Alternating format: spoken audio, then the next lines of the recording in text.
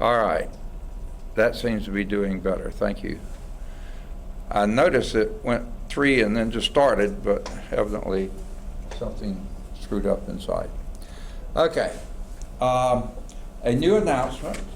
We'll get back to the ones you've heard ad nauseum, but here's the new announcements. Says here, urgent notice action required. Attention Lawson State instructors, that's us. Please announce in your class about the 2021 FAFSA and post in your area. And this is from Student Financial Services. Okay. And this is Houston, right? All right. And here's what the post is. Now, I won't post it until I've announced it to all my classes, and then it'll probably be posted up here on the board here. Important notice. Please note that Lawson State Community College will be converting to a new student information system for the 2021 academic year. It is imperative that you ensure that your 2021 FAFSA is complete and ready for processing. If you have not completed the 2021 FAFSA, please report to the Office of Student Financial Services on either campus for assistance. Please check your student email or student portal on a regular basis for updates. Now, here's my guess. I don't know this for sure. I don't think FAFSA's changed that much. It may have. Has anyone done it for the new year? Okay. It's a federal application, free application for federal student aid or whatever, assistance. Okay. What I think is changing is that we're going to a new delivery system. We've been on what they call the AS400 system ever since I started. Well, no, that's not quite true. Ever since the merger with Lawson State, when we were back in as Western State Technical College back before 2005, we were using a different package, but they made everybody go to the same package. It was a pathetically old package.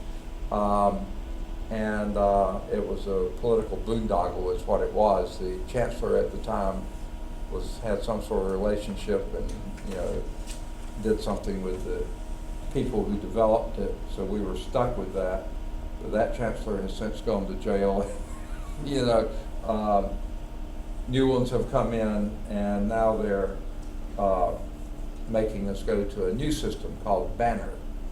Now, from what I hear, it is totally new, and we've had people getting training on it for probably close to a year now, maybe not quite a year, but close to it, and they still have scratched the tip of the iceberg.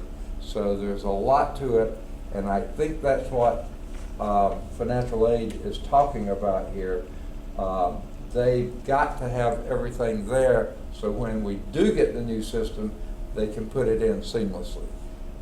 They don't want you to be doing a new package while they're trying to put in the new thing. So please get your, this is for existing students. Of course, new students coming in, they're going to have to go from scratch. But they want all of you in first, so you won't be delayed in the process. So please get that done, and I will be posting this on the board after I've announced it to all my classes. So probably by Wednesday morning, I'll try to get it up there.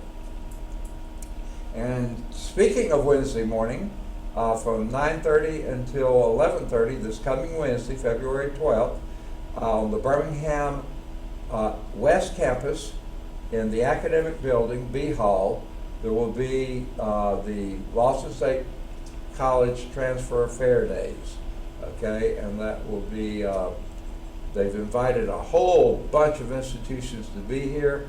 Imagine most of those will take them up on it, and they will be all lined up and down the B Hall near where a lot of the classes are there, from 9:30 to 11:30 Wednesday morning. They'll have tables set up all up and down that hall. Then on Thursday of this week, February the 13th, they will be on this campus from 9:30 until 11:30. This campus, this building in fact. They say in the campus cafeteria. I don't think it'll hold them. I don't think they want to be holding it there because that's the end of breakfast and beginning of lunch. So I think it'll be next door in the faculty staff dining room, which none of us use as far as I know. And if they do have to spill over, they may go into the cafeteria or out into the hallway outside of that. But they will be here on that Thursday, 9:30 to 11:30. Okay? Then, coming up 1 week from today is the deadline to get your application in for the this internship program. Now there's others out there, research experiences for undergraduates. You can probably, I think, go to the Blackboard or somewhere on the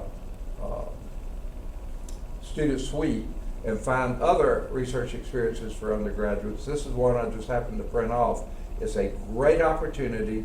Most of them are fairly similar. Usually around 10 weeks long in the summer. They fit just when our summer terms are, so you can not have to interfere with spring classes or fall classes. You'll be missing summer classes, of course, unless you take online or something. But it's a fantastic opportunity. Most of them pay you a stipend. This is a very generous stipend here, $5,000. Most of them provide housing, which includes meals, and most of them provide transportation, a flight there and back. So there's plenty of opportunities out there, and this is an outstanding one. They say on this thing that February 15th is the deadline for consideration, but on the brochure it said the 17th. 15th is a Saturday. That doesn't make a lot of sense. 17th is a Monday. That makes more sense. But get your application in early, and then you don't have to worry about it. All right. I think I got everybody as they came in. Any math questions before we get started, or any kind of questions before we get started today? Okay, were there any? All right, let me get my pen set up. And we were in example 4, okay? And we were pretty far along in example 4, but it might, let's see, was everybody here last time that's here today? I think so. The only person that was absent is also absent today.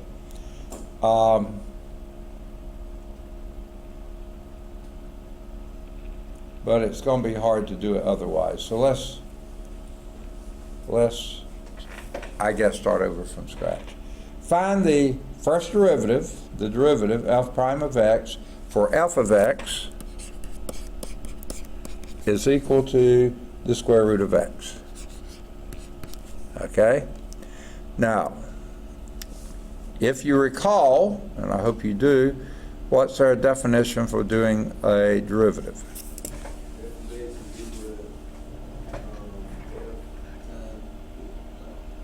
This one right here? Okay. F is the limit, is delta x approaches 0, f of x plus delta x minus f of x divided by delta x. Is that what you're saying? Perfect. Okay? So, I just went back just because it's on here. Let's go to our problem. So we got to calculate what f of x plus delta x is. That's the first thing we've got to do. What is f of x plus delta x? It's not too hard of a thing to do. What is it?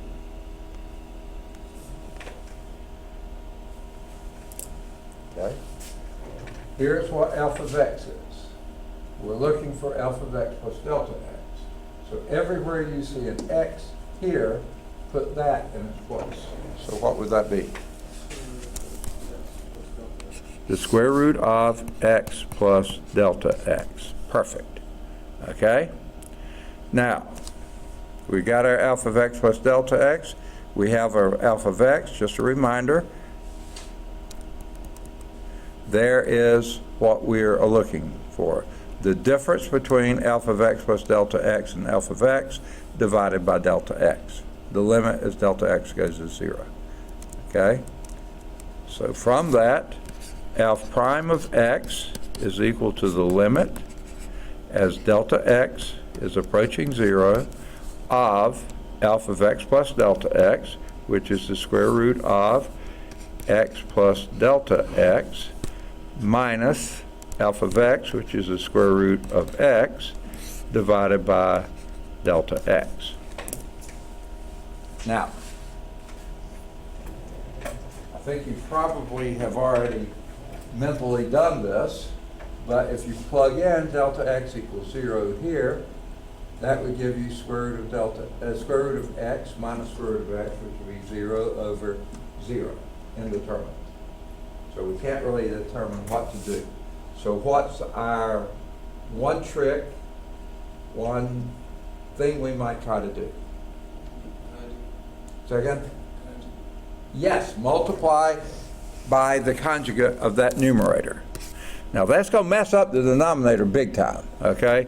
But we'll live with that. We just have to get rid of this. So this is, what is the conjugate of that?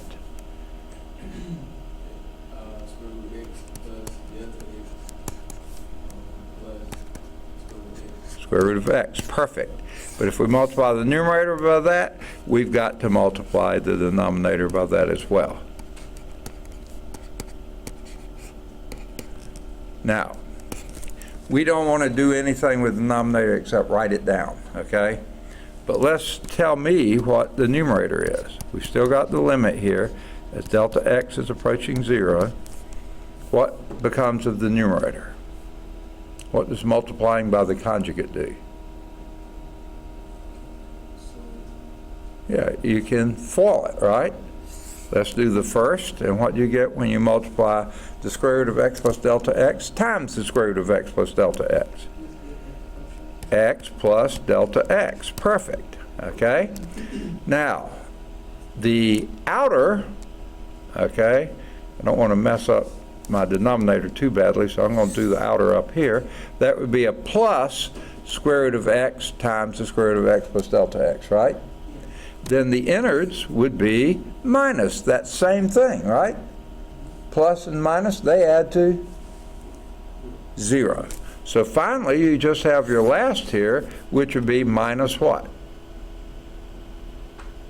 Square root of x times square root of x. X, all right. Okay, and here we have a delta x, and here we have, don't try to multiply these through, just write them down. The square root of x plus delta x plus the square root of x, okay? Now, what does that numerator give you? Just delta x, because plus x minus x adds to 0.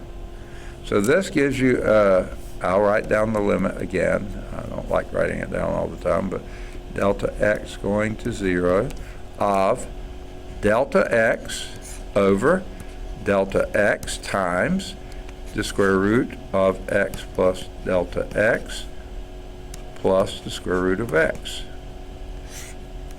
Okay. Now what do you notice happens? The delta x divide out, becoming 1 over that. Can we take the limit now? Yes. What happens if we put in a delta x equals 0 in that denominator? You're still going to have a 1 in the numerator, but if this goes to 0, what do we have? Say again? Square root of x plus square root of x, right? Which is how many? 2 times the square root of x. Okay? And frankly, folks, that is your limit. Okay? That is your derivative. F prime of x is equal to that. And that's all you have to do with this one. Oh, no it isn't. I didn't read the problem well. Find f prime for f of x equals square root of x. We did that part. Then find the slopes of the graph of f at points 1, 1 and 4, 2. And I believe last time we did this, 1, 1, I think we verified that was on this graph, right? Because the square root of 1 is 1. So that works. And, yuck. The second point was 4, 2. And we verified if you put in a 4 for x, sure enough you get a 2 for y, right? Because square root of 4 is 2, principal square root. So now what we're asked to do is find the slopes of the graph of f of x at both of these points, and then we'll discuss the behavior of f of 0, 0. I don't really care for its behavior there. I think it ought to be thrown out of class, don't you? Okay, never mind. All right, so let's first do the first. Now, it says the slopes of the graph. What in the world is the slope of the graph? Say again? It's what? Okay, let's go back a few slides, since I know it was a long weekend. Okay.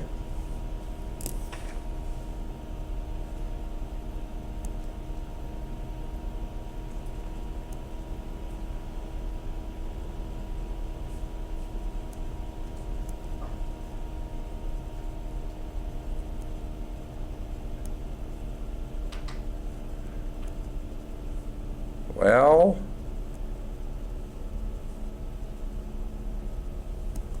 here we have, yes. The slope of a function is that limit. Look familiar? What we just did. Only we had x here, here, here, and here. So this is the slope at any point x, right? That is your slope. It's the first derivative evaluated at those values of x. So let's go back to where we were.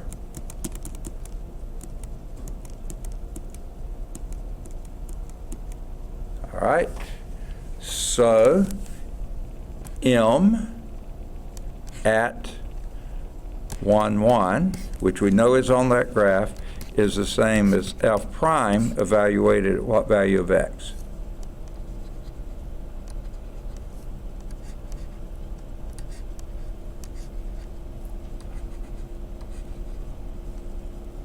One. All right, very good. How did you figure that out? Okay. All right, so let's do it. F prime of 1 would be 1 over 2 times the square root of 1. Okay, and that would be 1/2. There's your slope at m equal 1. That slope m at x equal 1. Let's do the same thing.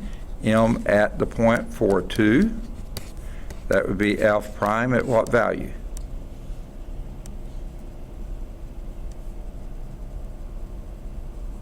Four. Okay, and that would be 1 over 2 times the square root of 4. And what's that?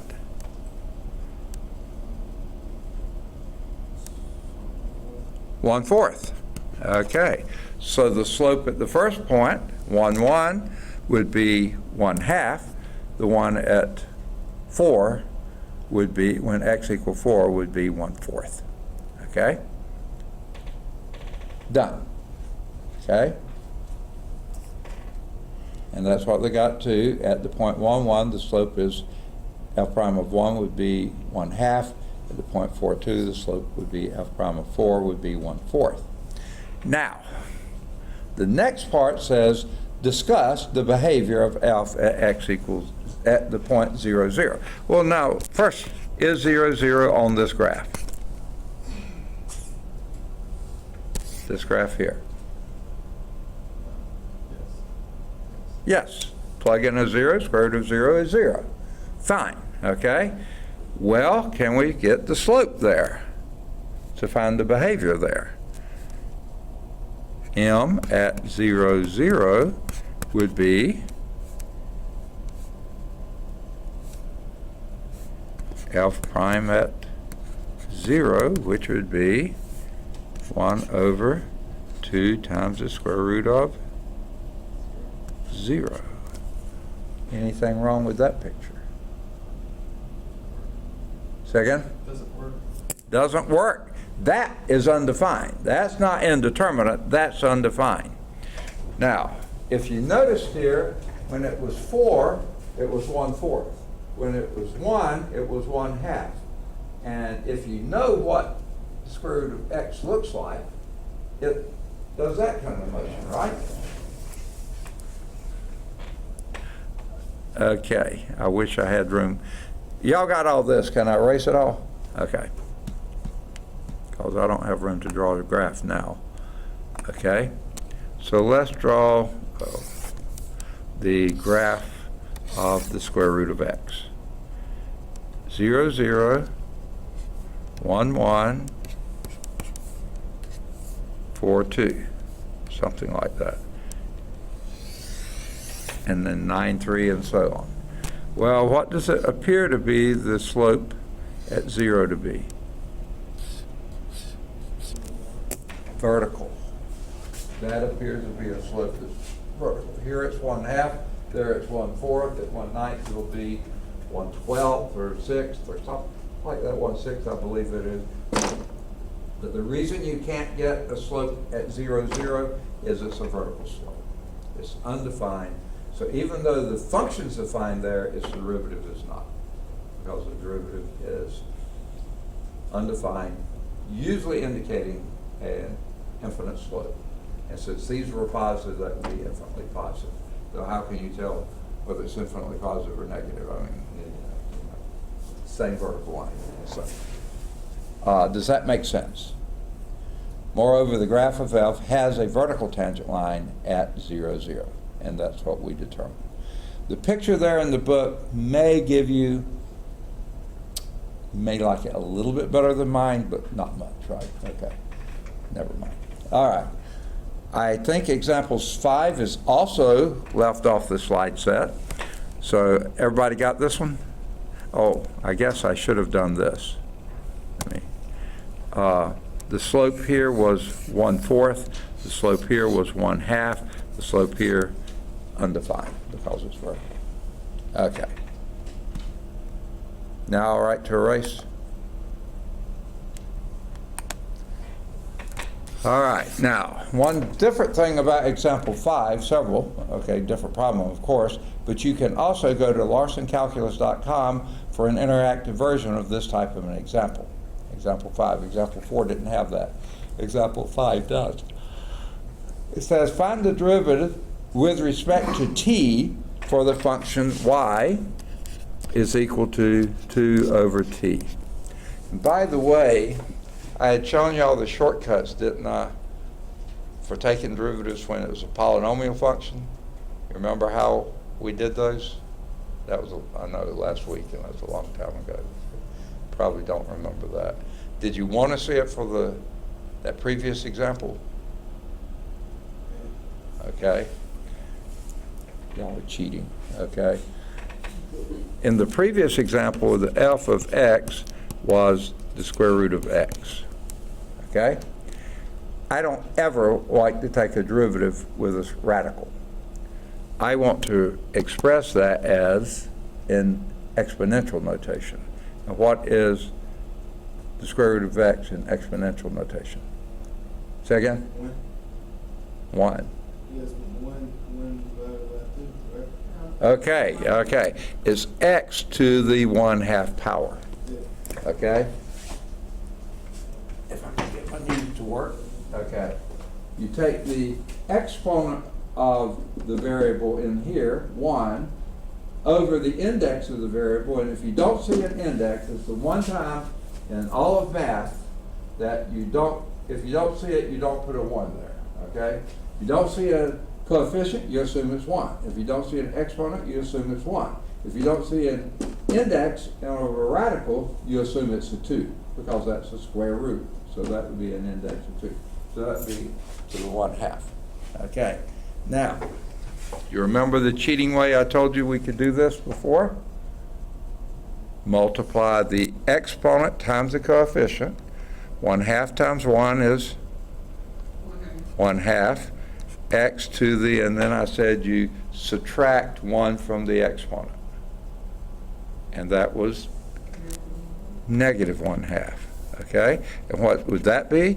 1 over 2, and then x to the minus 1/2 would be x to 1 over x to the 1/2, right?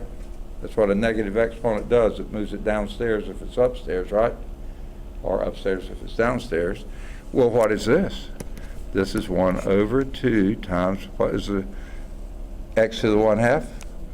The square root of x. And that's exactly what we got last time, wasn't it? Okay? So you now know an easier way to do it. You don't know that yet, though, do you? No. I didn't cheat and give you an easier way to do it. Oh, and that reminds me of something else. There was a question before class, Joanne asked it, on the test, and one of the questions said, find this by the graph, right? Find the limit by the graph. Yeah.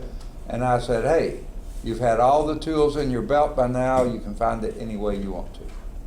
So you don't have to draw a graph. You may want to just to make sure you're understanding the graphic part of it, but you can do it any way you want to. I'm looking for the correct answer.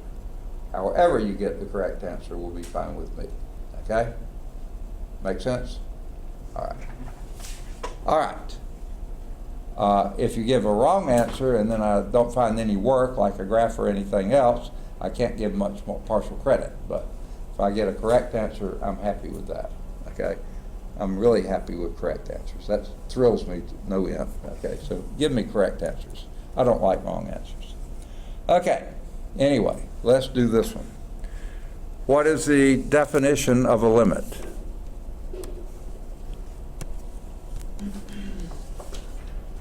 I mean, the definition of derivative. It's asking for, find the derivative with respect to t. That would be dy dt. What is that definition?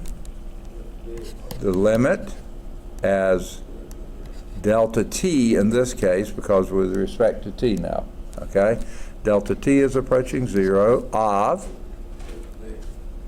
f of t, okay, plus delta t minus f of t, right, all over delta t. Exactly. Okay? Now, again, I like to think of it this way. Delta is a finite difference. A d is an infinitesimally small difference. So when you see a dy here, here's your y, the difference of y between t plus delta t, where this is a small t, and f of t, that's your change of y. Your change of t would be t plus delta t minus t. Well, t plus delta t minus t would just be delta t, right? Yay or nay? Okay, so that's why those x's went to t's here, because that dt means everywhere you had a dx, it's now a delta t. Okay. So, first thing we got to do is figure out what f of, or, let me express it the other way, and they just really are mixing up their notations, or I am one, I don't know which is more guilty here, y of t plus delta t. That's just another way of expressing f of t plus delta t. What would that be?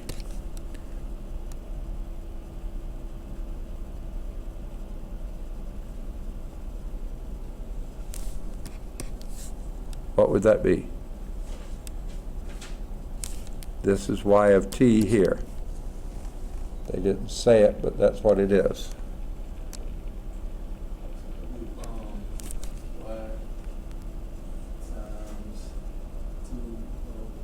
Okay, it's 2 over, everywhere you saw a t here, you put a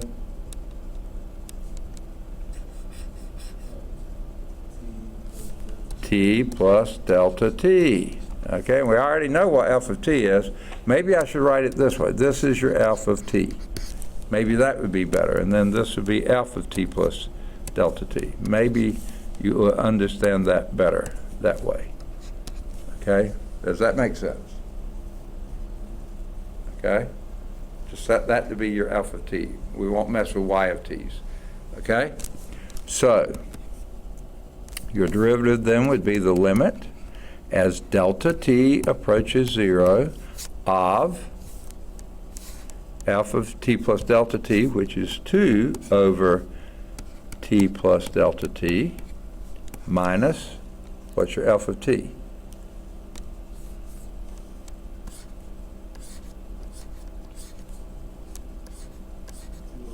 2 over t. 2 over t. You see it? Okay, and all that's over delta t, right?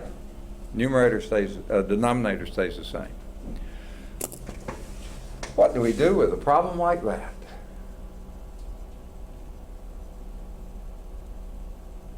And I know, beyond the shadow of a doubt, that y'all love fractions, okay?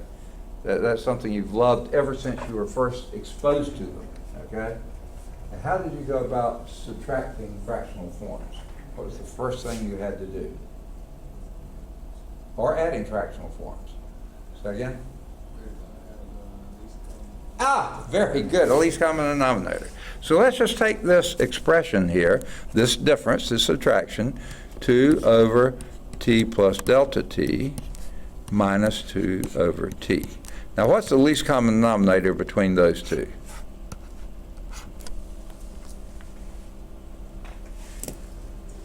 If you had, say again? If that had been 2 over 11 minus 2 over 13, what would be the least common denominator between 11 and 13? Huh? There is none. None whatsoever. Wow, we hit something. If we could find this, we win a prize, don't we? You know? The Fields Medal or something, because there is none. If we could find that, that would be really special, wouldn't it? How would you get least common denominator between 11 and 13, say? Between 2 and 3, that might be easier. If you had 1/2 and 1/3, you're subtracting. What's the least common denominator between 2 and 3? Say again? 6. How'd you get that? You multiplied them together. Well, guess what we're going to do here?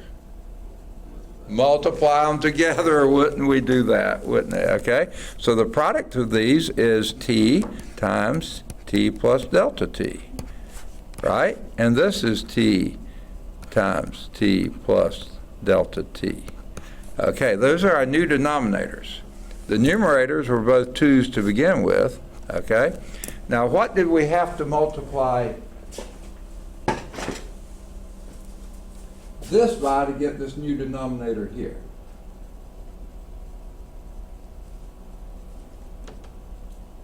You said what do we have to multiply? Yeah, this expression here, what do we have to multiply to give us this denominator? T, okay? So if we multiply the denominator by t, we must also multiply the numerator by t. Very good, okay? So that's going to be a 2t up here, okay?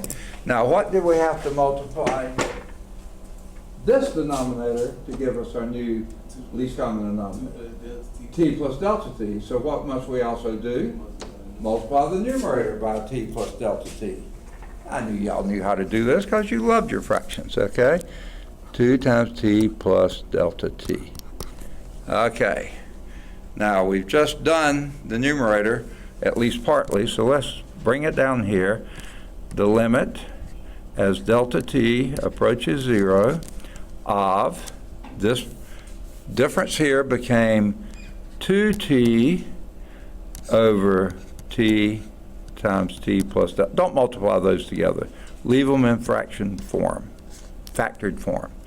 Minus 2 times t plus delta t over t times t plus delta t. Okay, all this is over delta t, right? All right, now, since we have the least common denominator, minus a parentheses, okay, since we have that, what do? Keep the denominator and subtract the numerators, right? If we had 1/2 minus 1/3, least common denominator was 6, so we multiply the 1 times 3 here, so 3 times 2 is 6, multiply the 1 times 2 here, because 2 times 3 is 6, and you keep the 6, and you have 3 minus 2 equal 1/6. And that is what 1/2 minus 1/3 is 1/6, right? Okay, so what we're going to do is subtract the numerators. Now this one we do multiply through. So that would be a 2t from the first one minus, and 2 times t is pretty easy. 2 times t is 2t, all right. And then we also have a minus 2 times delta t. Okay, that's our numerator over t times t plus delta t. Okay, and all that's over delta t, right? All right. Now, what do you notice, and the limit's out here in front, I always tend to forget that, as delta t is going to 0, okay? Now, what do you notice happening in that numerator of the numerator? The 2 t's add to 0, okay? So that would give us the limit, I'm remembering it this time, as delta t is going to 0, of a minus 2 delta t over a t times a t plus delta t over a delta t, right? Now, the next thing we loved about our fractions was how we divided them, right?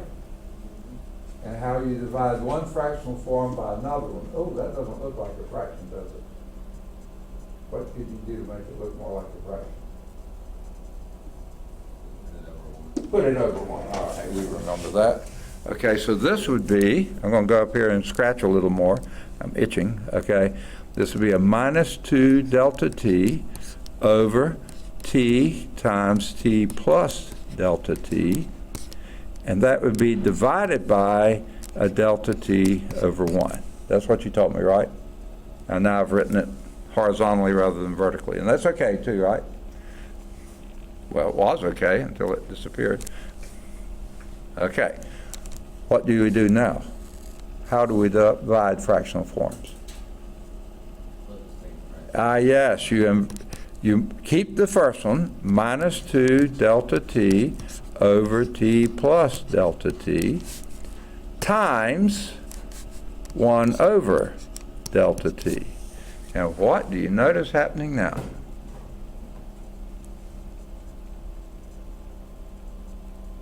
I know it's ugly, but you can figure it out.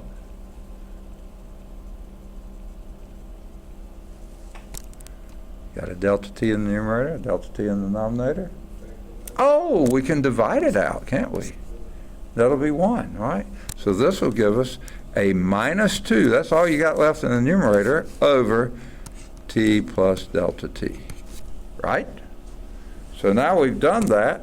This will be the limit as delta t is approaching 0 of minus 2, that's all that's left there, over, because you got rid of your delta t in the denominator as well, over t times t plus delta t. Now, can you take a limit with that? That's a 0 there. It's a pretty ugly 0.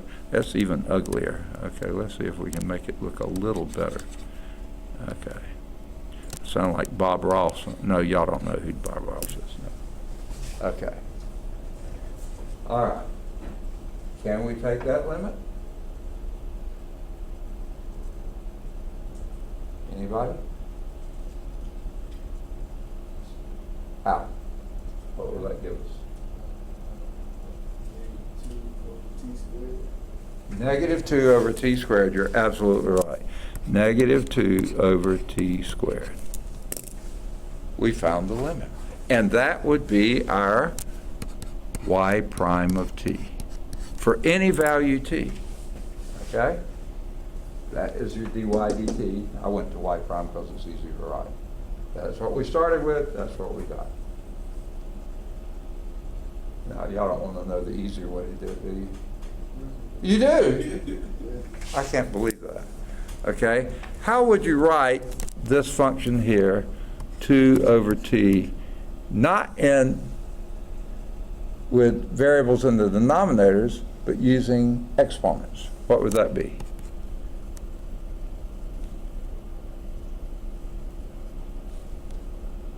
See, I don't like variables under square roots, and I don't like variables in the denominator. So how do I write that? With exponents only. I got to send you back to Math 100. Okay. Huh? Oh, you're happy to hear that, huh? I'm not teaching it. Okay, I understand. Let's see what he gets. Oh, class participation today. Negative 57. Okay, all right.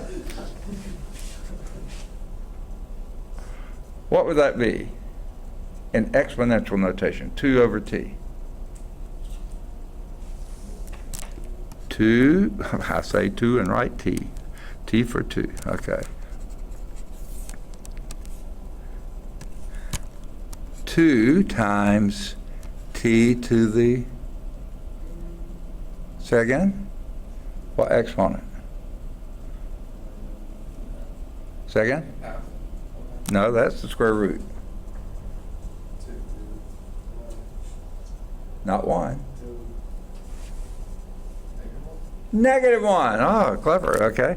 2 to the negative 1. Don't you remember? If it's in the denominator, move it upstairs and change the sign. Or if it's in the numerator, move it downstairs and change the sign of the exponent, not of the variable. Okay. So, how did I say you took a derivative of that?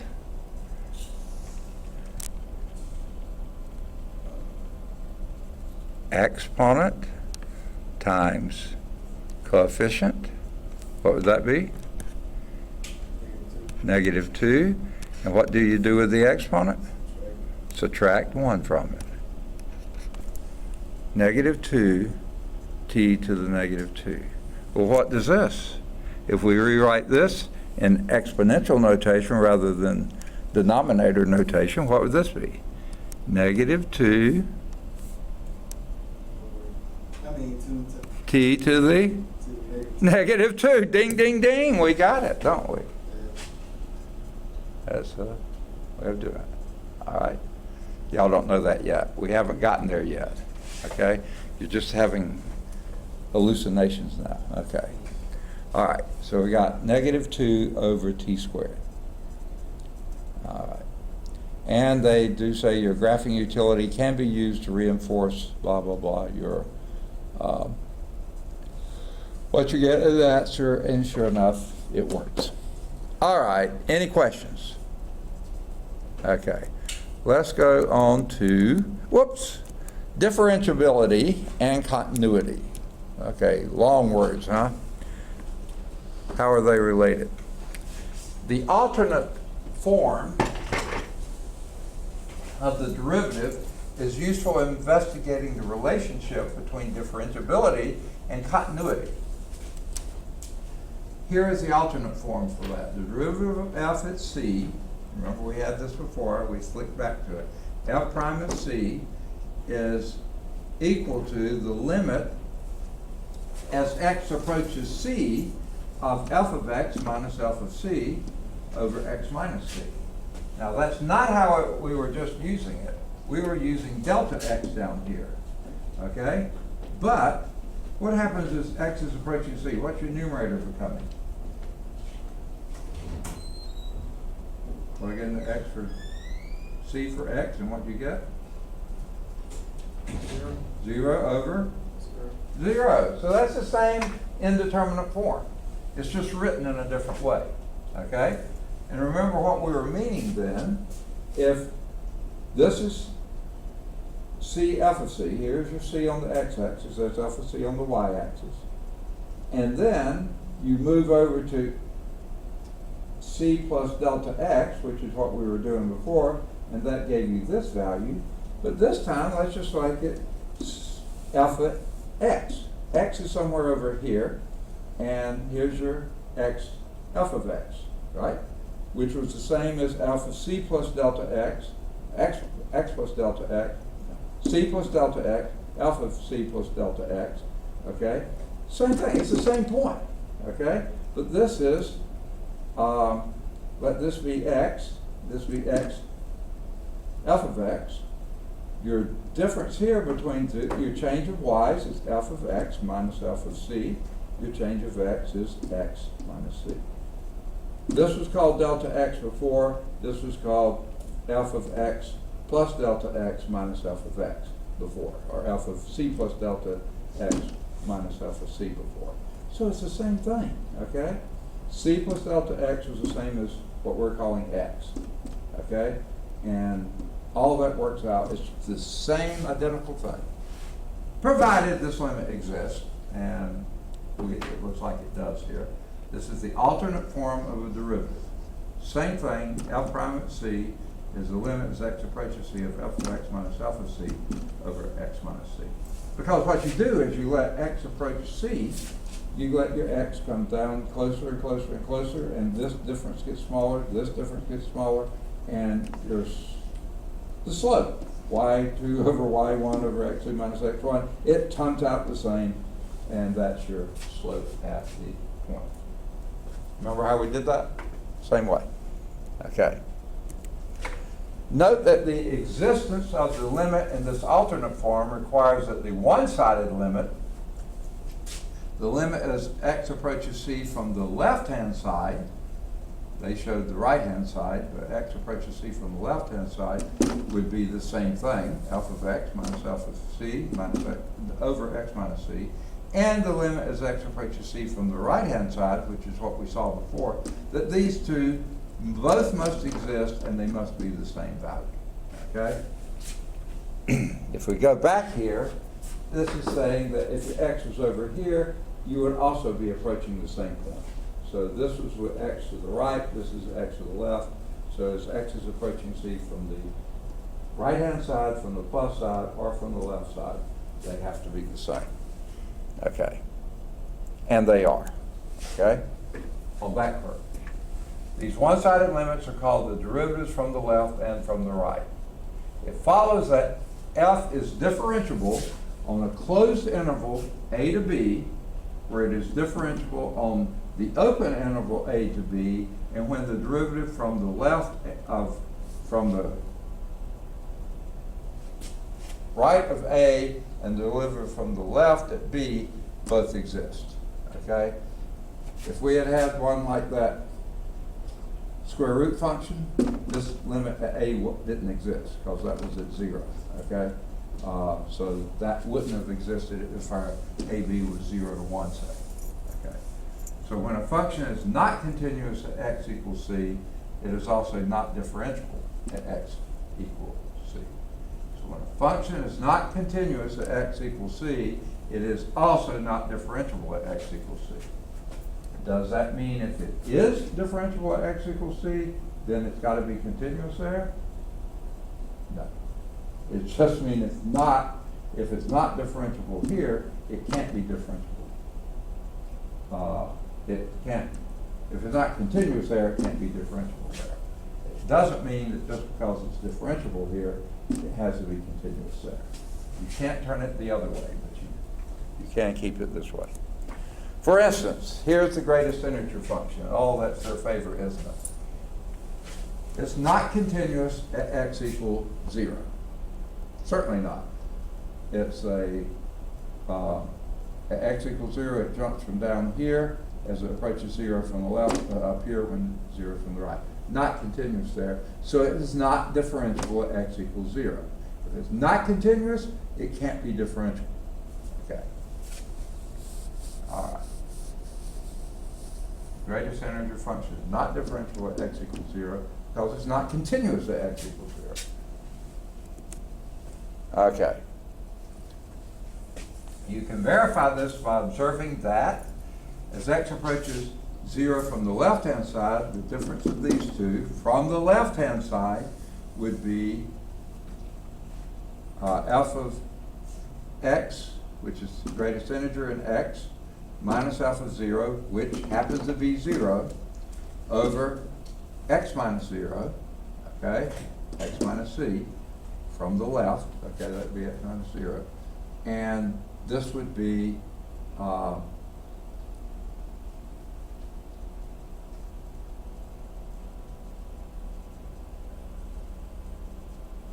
the greatest integer in x at 0 would be 0,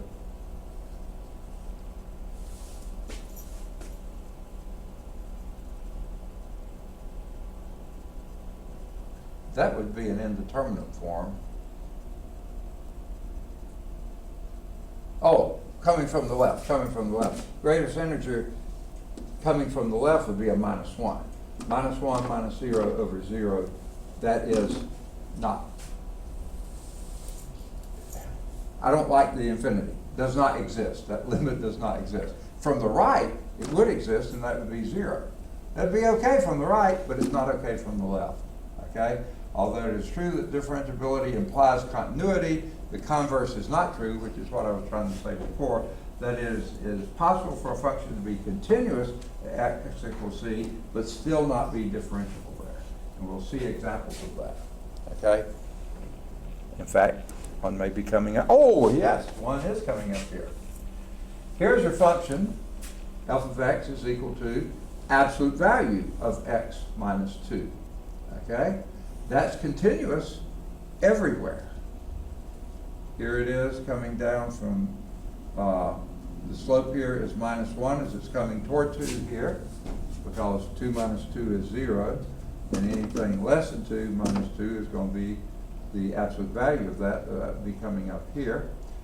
Anywhere over here, this is just like the line x minus 2, okay? So it's going up like that, slope of plus 1. But minus 1 coming here, okay? So what's the slope down here at 2? Hey, coming from this side, that slope is negative 1. Coming from this side, the slope is positive 1. No way that slope is going to be defined at x equal 2. F is not differentiable at x equal 2 because the derivative from the left and the derivative from the right are not equal. The limit, and that's what a derivative is the limit. The limit of this is negative 1. The limit from this way is positive 1. Those are not the same. No way they will be. Even though the function is continuous there, it's not differentiable there. So differentiability implies continuity, but continuity doesn't guarantee differentiability. Okay. And again, using that one, the limit as x approaches 2 from the left, f of x minus f of 2 over x minus 2, absolute value of f of x minus 2, absolute value of x minus 2 when you're approaching 2 from the left-hand side, that is going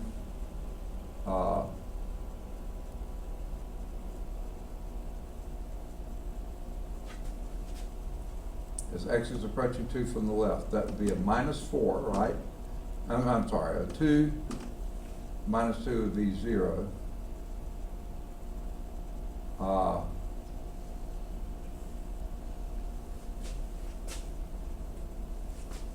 Yes, but this, as x is approaching 2 from the left but it's, remember, as it's approaching from the left, that means it's less than 2. So, as x is approaching 2 from the left, this would be a number less than 2, and that number less than 2 minus 2 is going to be a slightly negative number. This is going to be a positive number, okay? That minus 0 doesn't do anything. Same value, but it's going to be positive, so this would be a positive number, very small positive number over a very small negative number. As long as their magnitudes are the same, that's going to be a minus 1. That's what we saw, the slope. From this side, x approaching 2 from the right-hand side, f of x minus alpha 2 over x minus 2. This is f of x minus 2, okay, absolute value of x minus 2, that's what f was, minus absolute value of 2 is 2.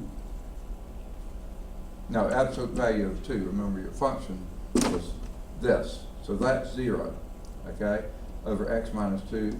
Well, these are the same values, absolutely the same. As x is greater than 2, x minus 2 is positive, absolute value of x minus 2 is positive. They have the same value, and this is getting closer and closer. You know, 0 is not contributing anything, so that's going to be a slope of 1.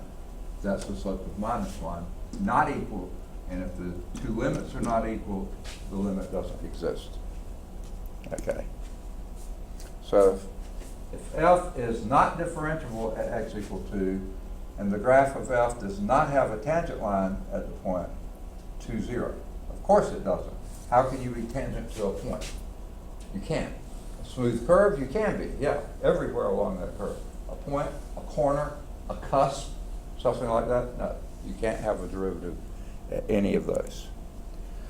So a function that is not differentiable at a point at which the graph has a sharp turn or a vertical tangent line, that's what we were talking about before. So differentiability implies continuity. If it is differentiable, it's got to be continuous. If f is differentiable at x equals c, then f is continuous at x equals c. The reverse, though, is not necessarily true. If f is continuous at x equals c, that doesn't guarantee that it's differentiable there. That relationship between continuity and differentiability is summarized below.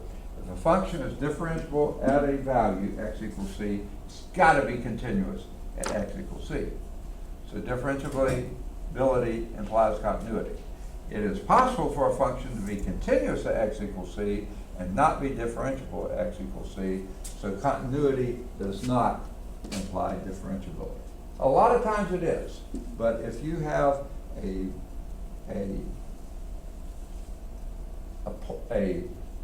angle on your graph, a cusp at your graph, or any vertical asymptote, vertical derivative at a point, yeah, the differentiability does not exist. Whoa! That's the last section, the last slide. Let's see. I bet you they have 2 more examples. Oh, yes. I'm sorry.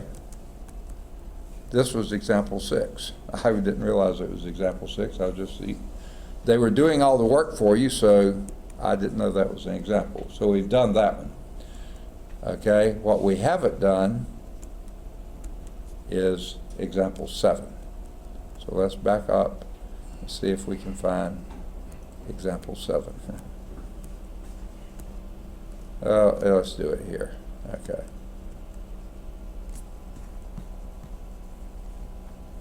Find room to do example 7 is what I meant. Okay.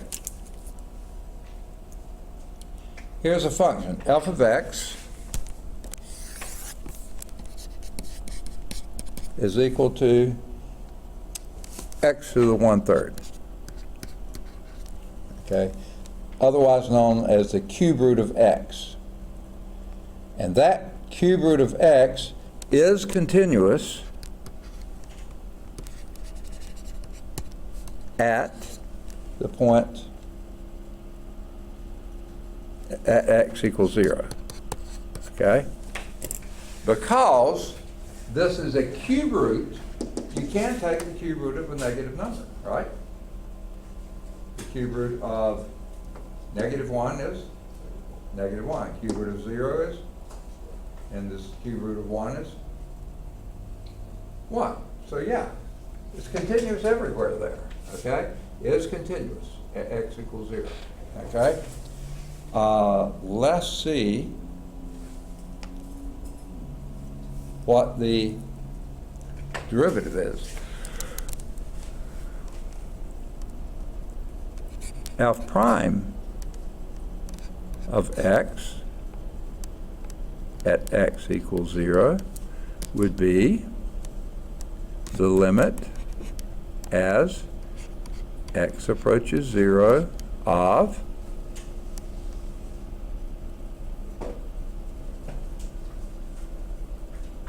do you remember what that one was?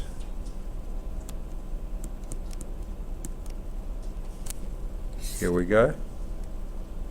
F prime at c, that'll be 0 in our case, is the limit as x approaches 0 of f of x minus f of c divided by x minus 0, okay? So let's go back here. So let's just call this, I wrote it that way, we'll say f prime of 0 is equal to the limit as x equals 0 of f of x minus f of 0 over x. Oh, it's x minus 0. Oh, that's right, it's x minus 0. Okay, just to keep you happy. Other than you, we wouldn't like it if it did. Okay. So, what we need to do is f of x is equal to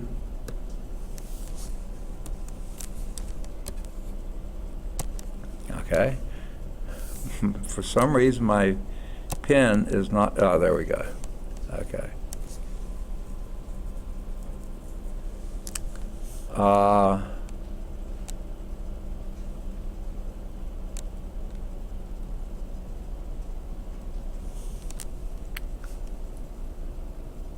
This may not be the best form to write it, but let's try it.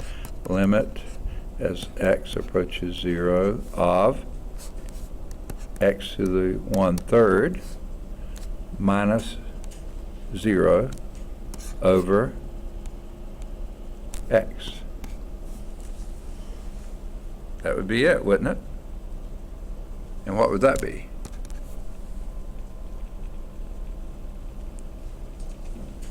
Anyone want to hazard a guess?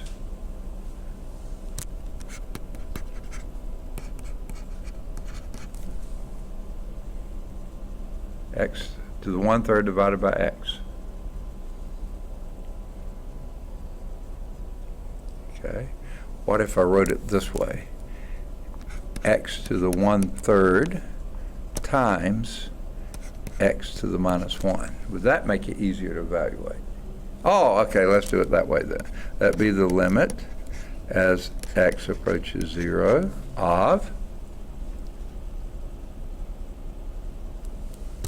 x to the,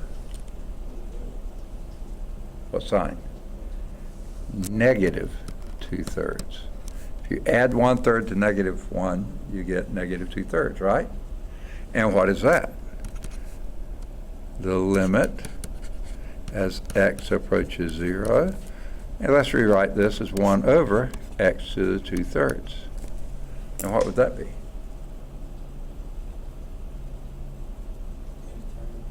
Say again? Does not exist. Undefined. Not, yeah, not indeterminate. Does not exist. Okay? So this is does not exist. So what number would be if it was indeterminate? What's that? 0 over 0 would be indeterminate. 1 over 0 is not. Yeah. Okay, 0 on the top and 0 on the bottom. Yes, exactly. See, that's what I was telling you about. That's how number 10 works out. Right. Okay. And that's indeterminate, so you can try some other You can techniques. try another way. That's Right. what determines if you can do it another way. Right. But if 0 is on If- the bottom, you got a number on the numerator that's Yeah, 1 hang over, that one up. then you can't. Yeah, Okay. yeah, that's going to be Gotcha. does not exist. Exactly. Got it.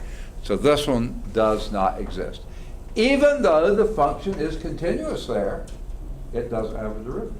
Okay? Now, do you want to know why? Yeah. Huh? Okay? If you did the graph of this one, okay, and they do, and if you have a graphing calculator, it would show you it does something like this. That's not a very great one, but the derivative here is very slightly positive. Because it's almost 0, but very slightly positive, becoming more and more positive, more and more positive, more and more positive. There's about +1. Now it's more and more positive until it goes to infinitely positive. And then slowly comes down from that, less and less positive, less and less positive, less and less, until it goes to zero. Approaching zero again, the derivative. It's never zero, but it's getting closer. So here you had a vertical derivative there. Okay. Now,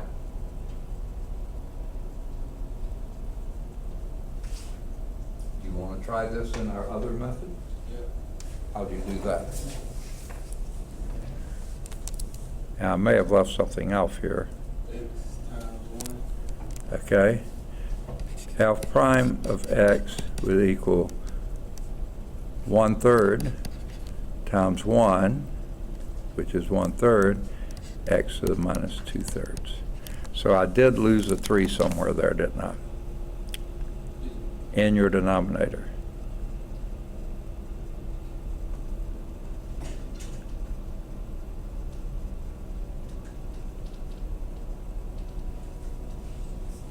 Well, I don't think they calculated it either. They just said it was infinite.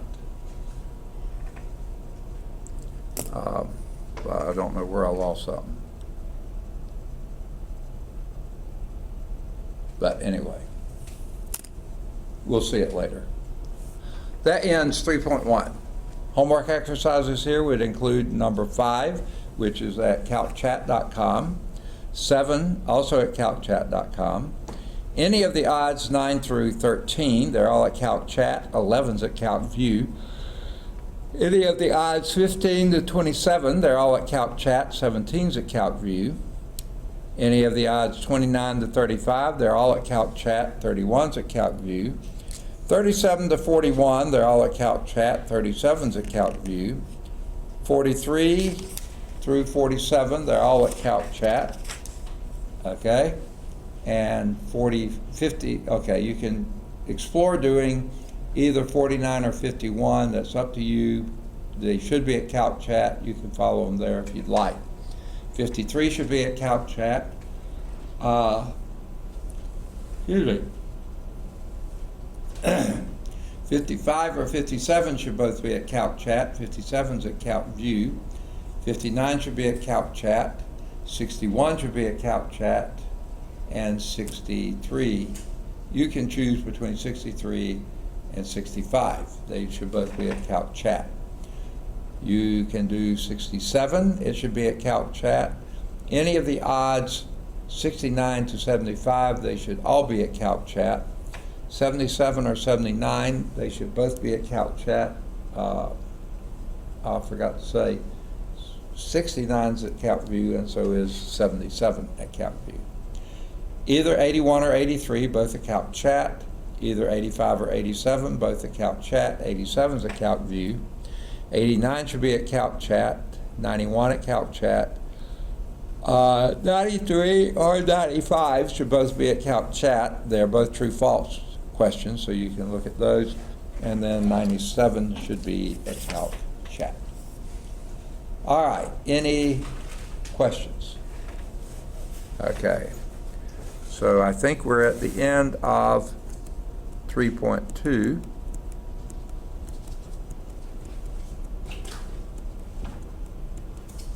So 3.1, so let's go to 3.2. 2.2. Say again? It's 2.2, isn't it? What you said?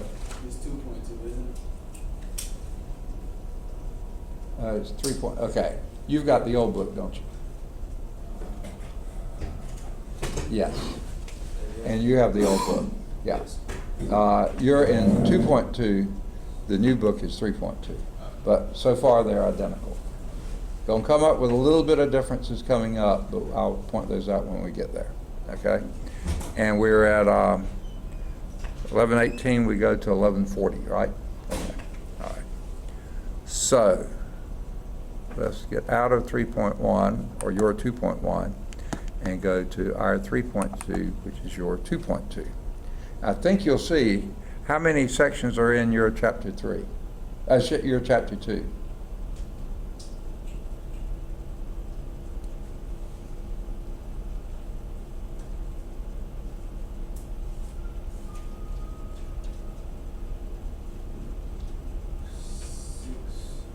6.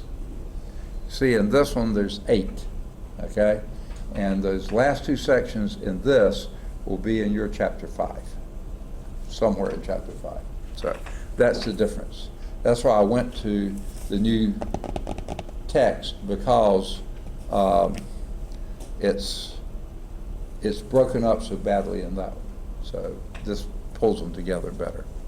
All right, anyway, we'll get there when we get there. Okay, let's go to chapter 3. Your chapter 2 is still differentiation. Your 2.2, my 3.2 is basic differentiation rules and rates of change. Is that right? Everything's the same so far. Objectives here, probably these are the same too. Find the derivative of a function using the constant rule. Find the derivative of a function using the power rule. Believe it or not, we've already done that. We'll find the derivative of a function using the constant multiple rule, and find the derivative of a function using the sum and difference rules. Then we'll find the different derivative of a sine function. Does yours have that? No, that's where they start splitting, and find the derivative of an exponential function, and find the derivative, using derivatives to find the rates of change. You probably have that. Yeah. So these two, which are transcendental, early transcendental functions, are not in yours until you get to chapter 5. And then they go back and redo everything for them. So this is a lot more, I think, a little more efficient in how it does. So you can go to chapter 5 when we get to those 2 places in this one. Okay? So let's first talk about the constant rule. Okay? In this section, you'll be introduced to several differentiation rules that allow you to find derivatives without the direct use of the limit. I know that's going to disappoint you terribly. Y'all like using that limit definition. I know you do, but get over it, okay? We're going to get past it. Here is theorem 3.2, the constant rule. Derivative of a constant function is, guess what? 0. Why is that? A constant function is a function you graph like this. What's its slope? 0, okay? So if the slope is 0, the derivative is 0. Remember, slope and first derivative mean basically the same thing. That is, if c is a real number, then the derivative with respect to x, or with respect to t, or with respect to any independent variable of c, if it has no dependence on that, that's 0. Okay? The slope of a horizontal line is 0, therefore function f of x equals c, which is the slope, the graph of a horizontal line, that derivative is a constant, of a constant function is 0. Notice that the constant rule is equivalent to saying the slope of a horizontal line is 0, which we just said. That demonstrates the relationship between slope and derivative, okay? As we said earlier. Okay, so let's do a few. If the function is y is equal to 7, what's its derivative? Derivative of dy dx, or f y prime, or whatever you want to call it. What would that be? 0, because that's a constant function. And sure enough, dy dx is equal to 0. Okay, how about this one? F of x is equal to 0. What's its derivative? 0. You're absolutely right, because that's a constant 0. What is f of x? S of t is equal to minus 3. Its derivative is 0, because it's a constant function. Okay, doesn't matter if it's positive, negative, wherever. How about y is equal to k pi squared, where k is a constant? What's the derivative with respect to? Constant, so same thing. That's, yeah, it's still 0. With respect to x, with respect to t, with respect to any variable, because that's a constant and pi is always a constant. And pi squared is a constant, okay? So if all those are constants, the derivative is 0. Okay, that was hard, wasn't it? You'll have 15 of those on your next set. No, I'm just kidding. Okay. All right.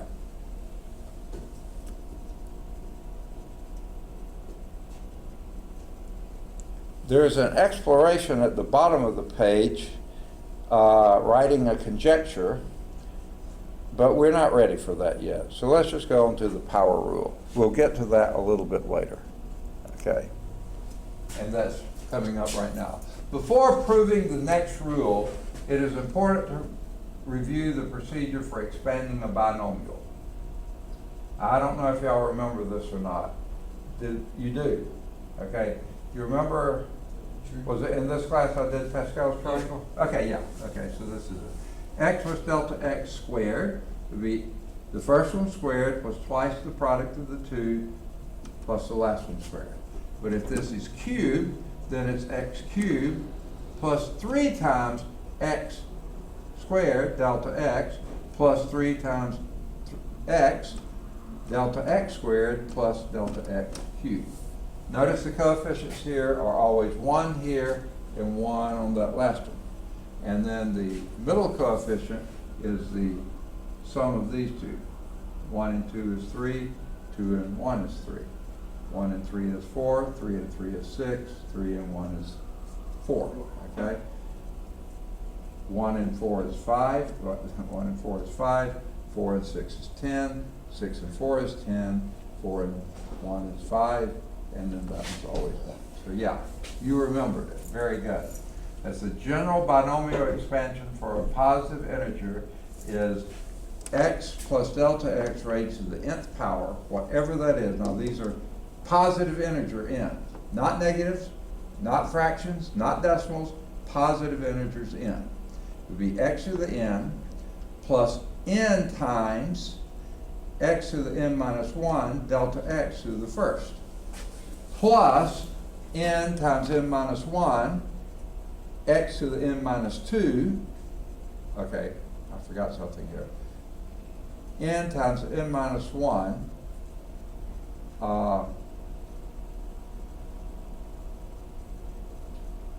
yeah, I forgot you divide by, okay. Before Pascal's triangle, here's how you would do these.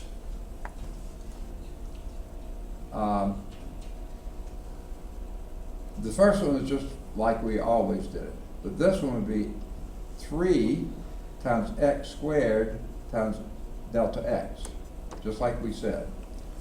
But then the next one, it would be, what you do is 2 times 3 is 6, x to the first, delta x to the second, but that would left you with a 6, but then because this is the second term, you divide by 2. Here, this is the first term, so you divided that by 1.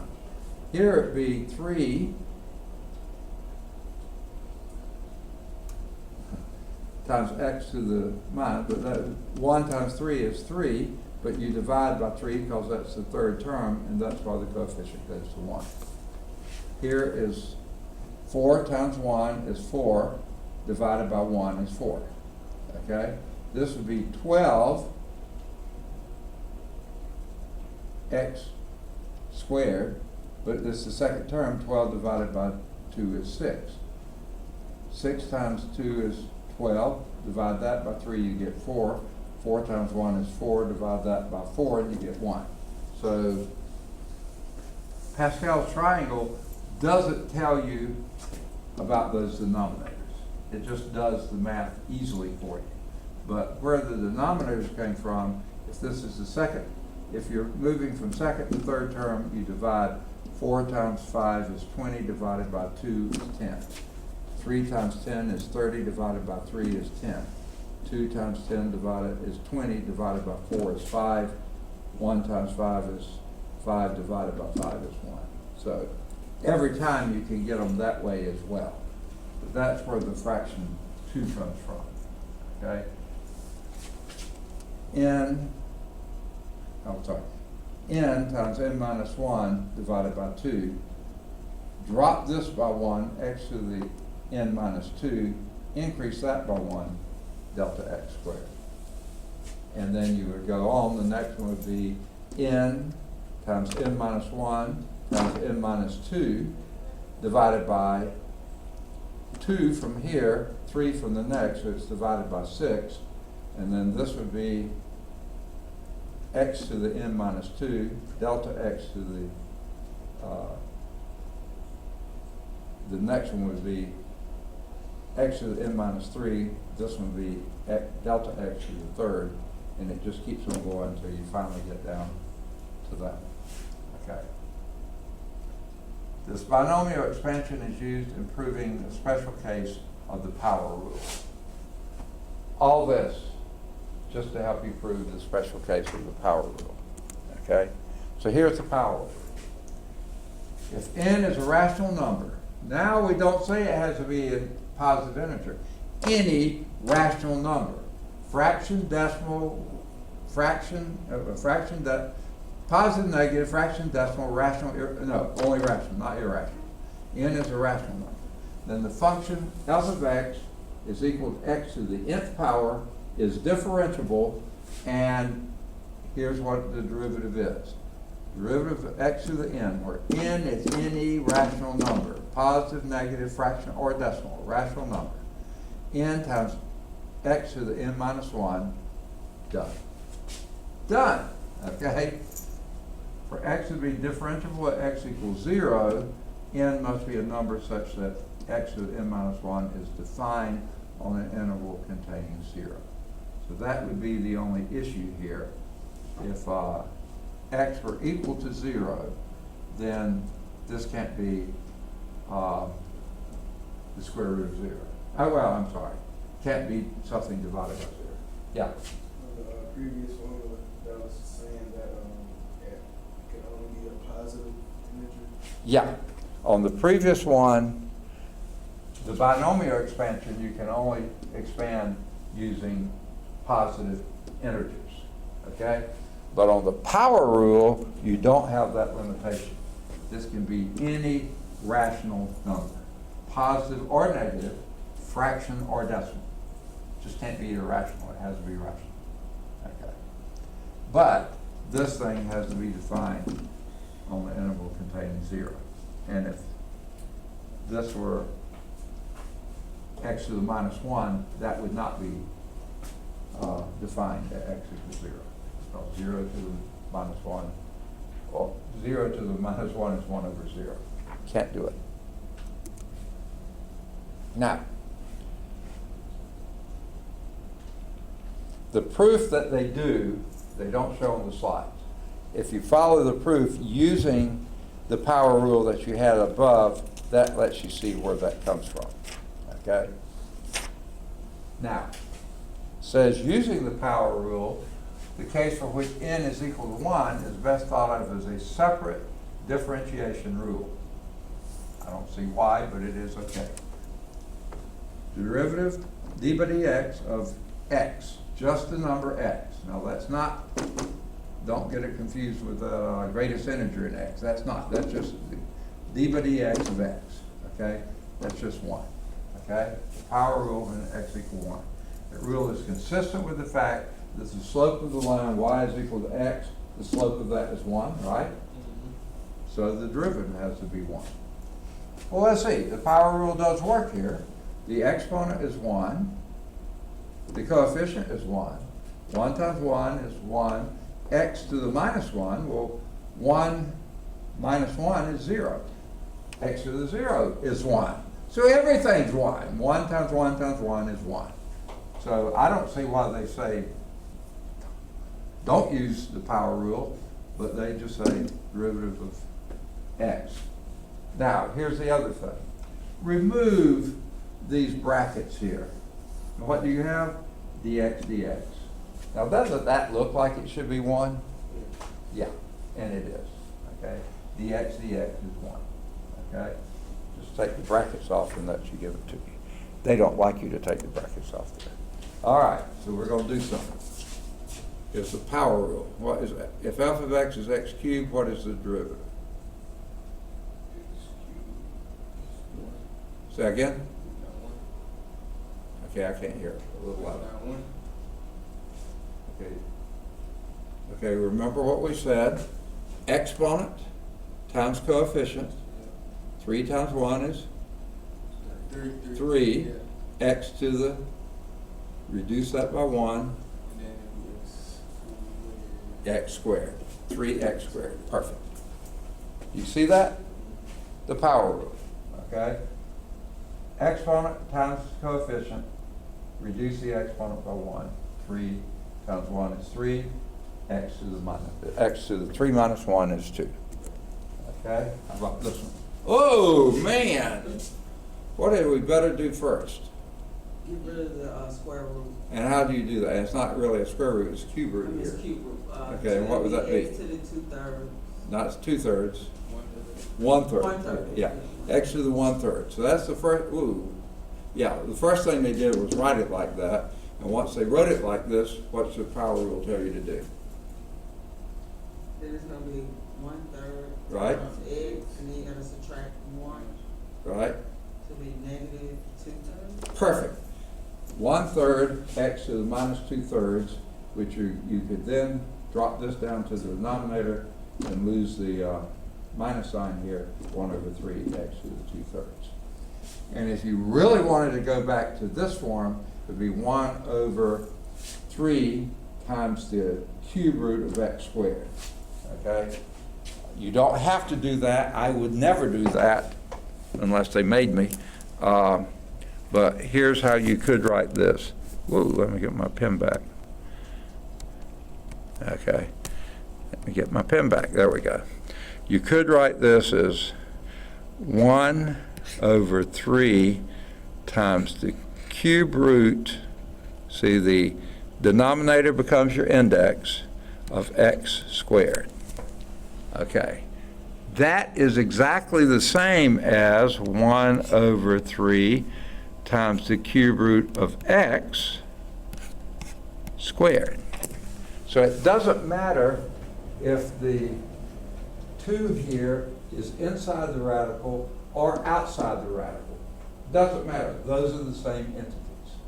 But I never go back and change that. I'm really happy with this one right here. That's perfect as far as I'm concerned.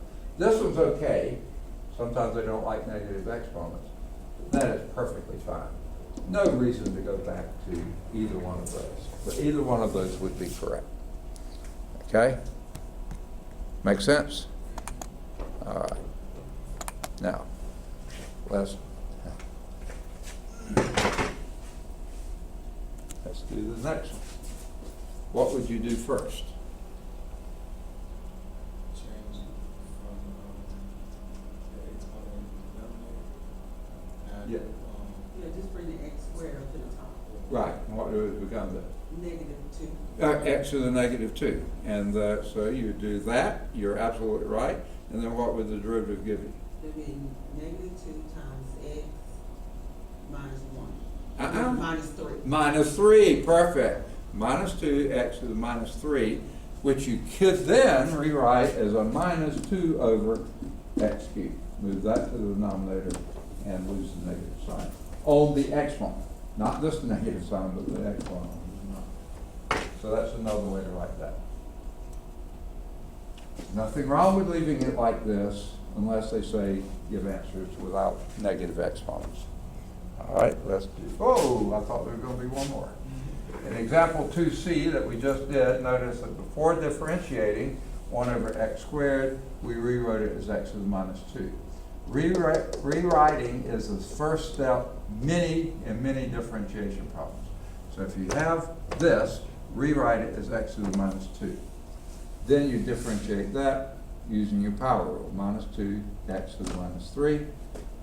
And then you can simplify, though it's not that much simpler, but if they don't like having negative exponents, move it downstairs and make it a positive exponent. Okay, but don't lose this minus sign. That's the minus sign you lose by going downstairs. Okay, does that make sense? Same thing with radicals.